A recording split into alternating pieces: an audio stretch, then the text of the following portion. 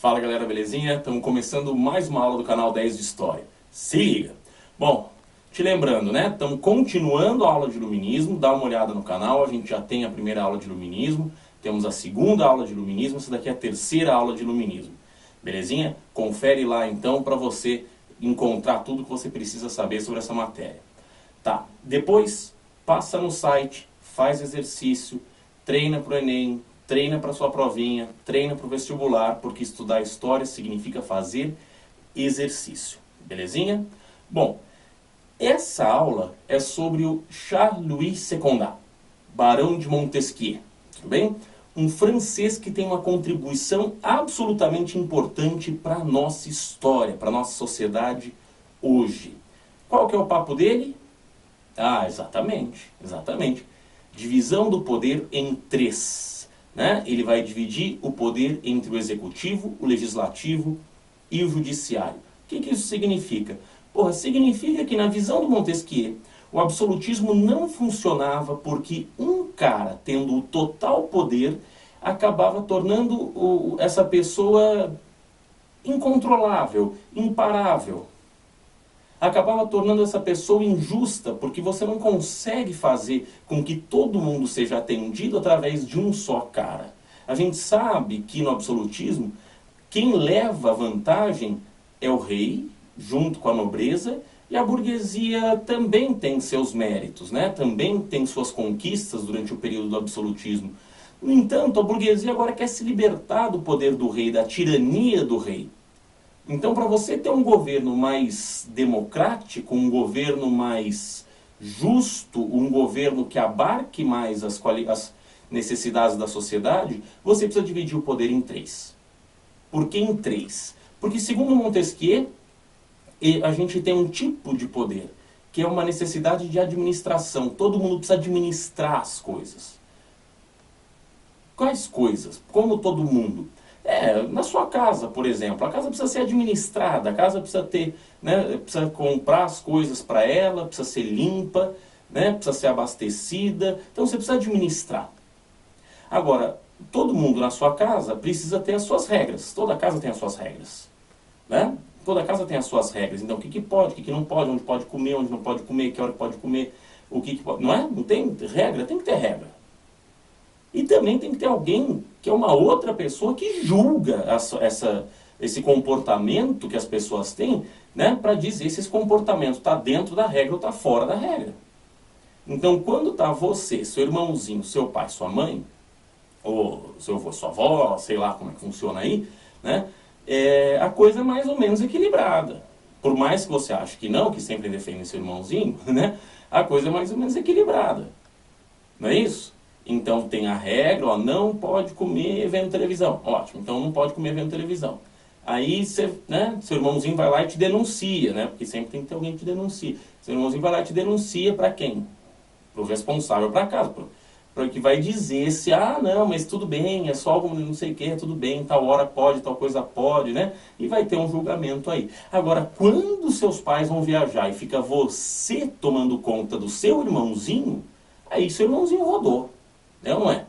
Aí seu irmãozinho rodou, porque você vai dizer o que pode e o que não pode, você vai julgar o comportamento dele se está adequado, se não está adequado, e você vai gastar o dinheiro que ficou na casa, né, do jeito que você quer. Então você vai comprar as coisas que você gosta, e ele, quando chegar na hora de comprar as coisas que ele gosta, você vai falar, puta, não tem dinheiro. Não é? Não é mais ou menos assim? Ai não, imagina, professor, eu cuido muito do meu irmão. Imagina. Mas é por aí, não é?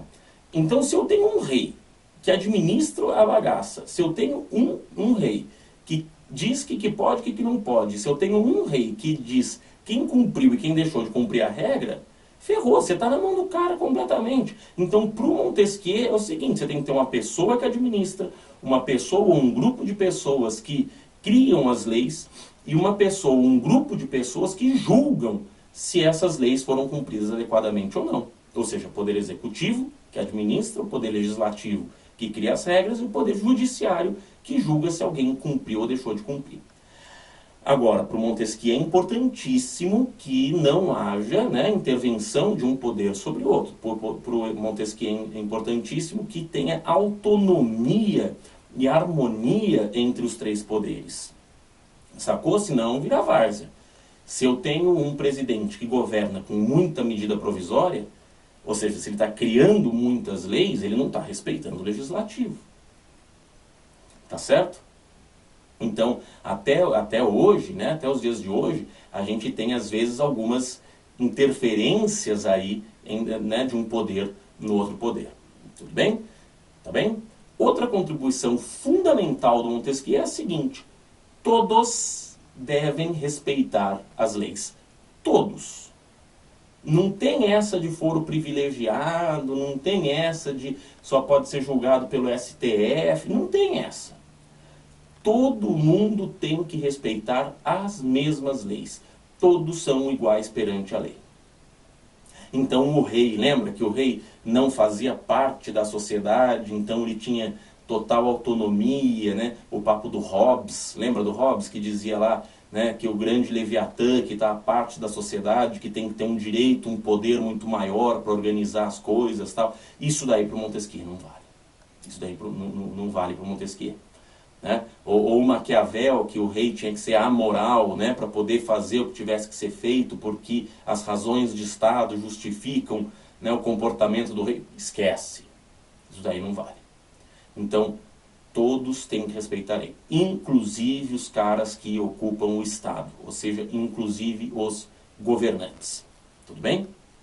O outro cara que a gente vai ver nessa aula é o Jean-François Marie Arouet, Barão de Voltaire. Isso, Jean-François Marie Arouet, Barão de Voltaire. Barão de Voltaire era o jeito que se falava, tá? Nós chamamos ele simplesmente de Voltaire. Voltaire. O Voltaire, ele é um enorme crítico da intolerância, especialmente da intolerância religiosa. Ele acha um absurdo a intolerância religiosa, esse papo de que a minha religião é melhor que a tua, então você cala a boca, senão eu vou te matar. Ah não, cala a boca, senão eu vou te queimar na fogueira, né, querem fazer inquisição. Então, para o Voltaire, não pode haver intolerância. Por que não pode haver intolerância? Porque juridicamente somos todos iguais. Então, assim como eu tenho o meu direito de me expressar, você tem que ter o seu direito de se expressar, porque somos iguais. Ninguém aqui é melhor do que ninguém, não. Então eu posso falar, você pode falar. E você pode falar justamente porque eu quero poder falar o que eu quiser. Então, para eu falar o que você quiser, você tem que falar o que você quiser. Você deve ter ouvido aquela frase bonitinha, né? Posso não concordar com uma só palavra do que vós me dizeis, no entanto, defenderei até a minha morte o vosso direito de dizê-las. Lembra disso? Quer dizer, eu não concordo contigo, mas é importante que você diga. É importante que você diga porque eu tenho que poder dizer. Ah, mas então eu posso xingar quem eu quiser porque eu tenho direito. Não, você não tem jeito de ofender. Ofender é diferente, provocar é diferente. Entendeu? Você expressar as suas opiniões respeitosamente, sem chamar ninguém pro pau, sem querer, né, desvirtuar as coisas, é um direito que você tem. Né? Isso não quer dizer que você pode falar o que você quiser e o outro tem que aguentar. Né? Ah, então eu posso te provocar quando eu quiser e se você reagir, você está errado. Não, porra, que história é essa?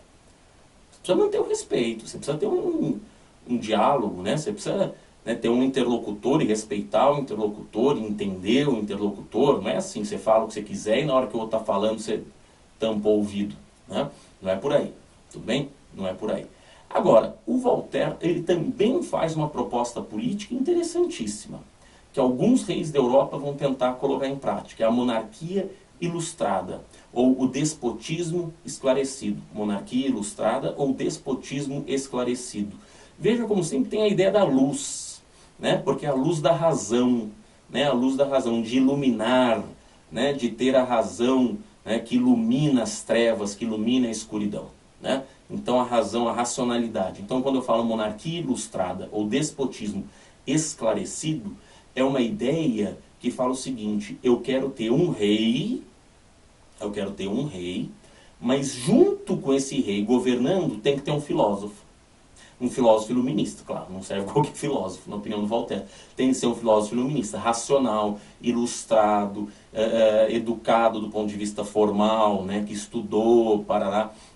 Então, é um caminho aí de você dividir o poder do rei com outra pessoa para que esse governo seja melhor, para que esse governo seja mais justo. Alguns reis vão tentar fazer isso. Na Prússia, em Portugal, né, a gente tem o Dom José I com o Marquês de Pombal, né, na Prússia também, na Áustria, na Rússia, né, em alguns lugares nós vamos ter aí, na Espanha, alguns primeiros ministros esparramados. Funciona mais ou menos, porque, Pombas, quando você fala de representatividade, que é o grande mote do iluminismo, quando você fala de representatividade, né, do governo, com as pessoas participando do governo, tal, não é a mesma coisa você ter um rei e ter um filósofo.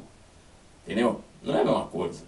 Então, dá certo mais ou menos, em alguns lugares dá certo, mas é uma tentativa dos caras de estabelecerem aí, né, uma tentativa dos reis estabelecerem aí um governo um pouco mais moderno, um pouco mais para frente, que permite até reformas, porque todos os filósofos iluministas vão propor reforma, né, a educação, sobretudo, vai sair da Igreja Católica, né, e vai passar a ser um assunto laico, né, um assunto de Estado, que não tem nada a ver com a religião. Então tem algumas mudanças aí para atender os interesses iluministas, mas também não vou dizer, é um puta sucesso. Não, não é. Tá? Não é. Não evita rebeliões. Não evita as rebeliões como eles gostariam que evitassem. Em algum momento esses países vão passar por uma reforma e vão ser monarquias constitucionais ou até repúblicas constitucionais. Tudo bem? Segura aí, porque nós vamos para a próxima aula.